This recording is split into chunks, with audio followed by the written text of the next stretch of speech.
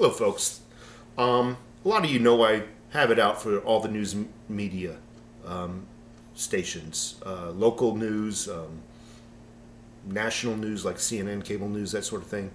Um, you ever heard during your commercials while you're watching TV, we're your number one news source, or we got the most accurate weather.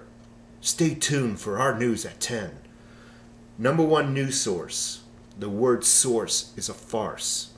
Your local news stations and your cable news stations are just a news dissemination station, meaning they're receiving the news from another location higher up the food chain, and they're just repeating it. Aside from the local news like the accident on I-19 or something, the rollover or the home invasion,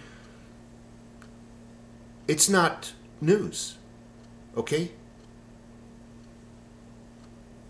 There's really only two news stations out there that are actually sources. I think it's about two. There might be a third one, but right now it appears that Reuters and the Associated Press are your main news sources.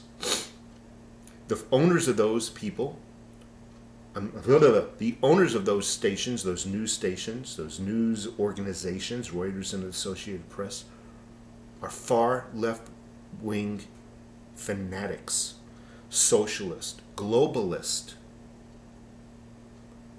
They receive money and give money to and from political parties. That news appears to be disseminated to your local stations as well as your cable stations, as well as the printed media like the New York Post, where they regurgitate it. How do I know this?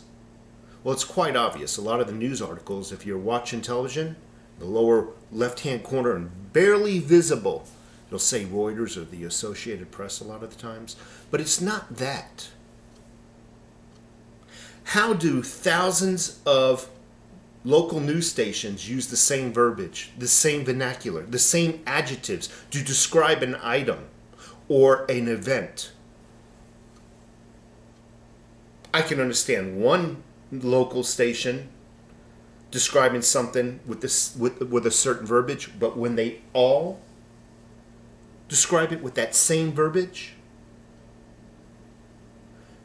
they should be suspect. It's kind of like asking 1,000 people in your town, what does an apple taste like? You're going to get it. Everybody's going to give you a different description, texture, taste.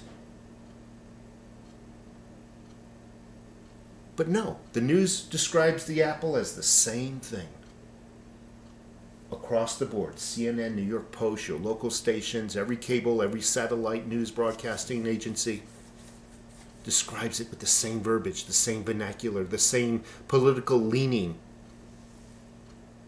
Case in point, we had a bunch of protesters this entire year. A lot of them were pro something, and the other side were anti-something. So the anti were Antifa. Well, the Antifa were creating a bad name for themselves, a bad reputation for themselves. And it's my belief that certain factions of the government donate money to professional activist groups who then create Antifa. So some way government or certain factions within the government are responsible for Antifa. Well, Antifa is creating a bad reputation for themselves. And the controllers of Antifa can't have this. This is, can't have this. And then the other realm, the other side of this, the protest, they're getting beat up, they're getting pepper sprayed, they're getting their First Amendment rights taken away. Every time they open their mouth, they're getting hit on a stick. So what does the news call them now? They no longer call them pro-Trump or pro-constitutionalist. They no longer call them Antifa on the other side of the realm. You know what they call them now? Protesters and anti-protesters. That's all they call them now. Now I can understand one news organization describing it that way. But when they all start using the same vernacular, come on. That's not independent think. That's group think. And where do you think they're getting the news from if it's group think? Our news has become homogenized. propagandized. Do you folks remember, some of my older subscribers would remember, when you were watching your local television late at night and about 1 or 2 in the morning the television would go off the air and it'd have the colored bars with a message: television programming will resume at 6 a.m. or whatever the time was. But back in the day, it actually was called television programming. Programming, folks. Think about that for a minute. It literally would program people on how to think. And to this day, television, including the news, tells people what to think, how to behave, what to buy, how to dress, how to talk.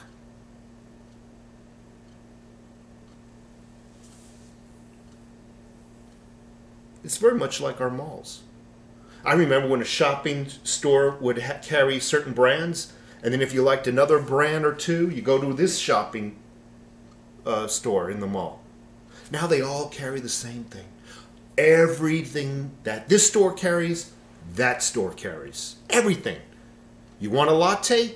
They all carry lattes. You want a burger? They all carry burgers. You want a burrito? They all carry burgers. I'm talking burritos. I'm talking restaurants now. But everything, our entire life has become homogenized. Nothing has an identity of its own anymore. We become nothing but consumers, not realizing anything around us. Be careful of the news, folks.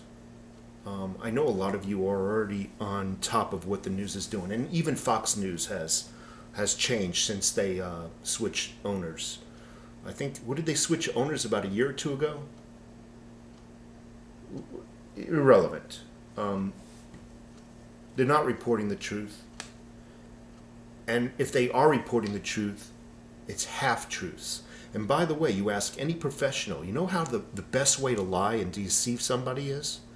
It's to give them a little bit of truth and a little bit of lies. Not 100% lies. A little bit of truth and a little bit of lies. That is the best way to deceive somebody. Folks, have a great day. I hope you give me a thumbs up on this video. And pay no mind to the news. Take care.